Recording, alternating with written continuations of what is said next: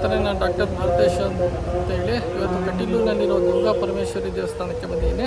ಇದು ಇತಿಹಾಸನ ನೋಡಿದಂಥ ಸಂದರ್ಭದಲ್ಲಿ ಭೂಲೋಕದಲ್ಲಿ ಸಾಕಷ್ಟು ಒಂದು ಬರಗಾಲ ಇರುತ್ತೆ. ಅಂಥ ಸಂದರ್ಭದಲ್ಲಿ ಮಹರ್ಷಿ ಜಾಬಲಿ ಅವರು ಇಲ್ಲಿ ಒಂದು ಯಜ್ಞವನ್ನು ಕೈಗೊಳ್ತಾ ಹೋಗ್ತಾ ಇರ್ತಾರೆ. ಆ ಯಜ್ಞಕ್ಕೆ ಏನು ಅಂತಂದರೆ ಕಾಮಧೇನುವನ್ನು ಆಹ್ವಾನಿಸ್ತಾ ಇರ್ತಾರೆ. ಕಾಮಧೇನು ಬರಲು ನಿರಾಕರಿಸಿದಂಥ ಸಂದರ್ಭದಲ್ಲಿ ನಂದಿನಿ ಅವರ ಮಗಳಾದ ನಂದಿನಿಗೆ ಆಹ್ವಾನ ನೀಡ್ತಾ ಹೋಗ್ತಾ ಇರ್ತಾರೆ. ಅಂಥ ಸಂದರ್ಭದಲ್ಲಿ ನಂದಿನಿ ಸಹ ಏನು ಅಂತಂದರೆ ಭೂಲೋಕವನ್ನು ಸಾಕಷ್ಟು ತುಚ್ಛವಾಗಿ ಕಾಣ್ತಾ ಇರ್ತಾರೆ. ಅದಕ್ಕೆ ಏನಂತಂದರೆ ಮಹರ್ಷಿ ಜಾಬಲಿ ಏನಂತಂದರೆ ನಂದಿನಿಗೆ ಏನಂತಂದರೆ ನೀನು ಭೂಲೋಕದಲ್ಲಿ ನದಿಯಾಗಿ ಎರಿಯಬೇಕು ಅನ್ನೋ ಶಾಪ ನೀಡ್ತಾ ಹೋಗ್ತಾ ಇರ್ತಾರೆ. ಅದೇ ರೀತಿ ನಂತರ ದಿನಗಳಲ್ಲಿ ಅನುರಾಸುರ ಅನ್ನೋರು ಏನು ಅಂತಂದರೆ ನನಗೆ ನಾಲ್ಕು ಕಾಳುಗಳ ಪ್ರಾಣಿಗಳು ಹಾಗೂ ಏನಂತಂದರೆ ಮನುಷ್ಯರಿಂದ ಸಾವು ಬರದೇ ಇರಲಿ ಅಂತೇಳಿ ವರವನ್ನು ಪಡೆದು ಸಾಕಷ್ಟು ಜನಗಳಿಗೆ ತೊಂದರೆ ಕೊಡ್ತಾ ಹೋಗ್ತಾ ಇರ್ತಾರೆ.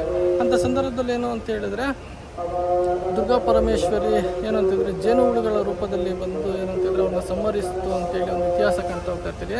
ಆದ್ದರಿಂದ ಈ ಒಂದು ದೇವಸ್ಥಾನದಲ್ಲಿ ನಂದಿನಿ ನದಿ ಹರಿತಾ ಇರೋಂಥದ್ದು ಹಾಗೂ ದುರ್ಗಾ ಪರಮೇಶ್ವರಿ ದೇವಸ್ಥಾನ ಇರೋಂಥದ್ದು ನಾವು ಗಮನಿಸ್ಬೋದಾಗಿದೆ ಅಂತೇಳಿ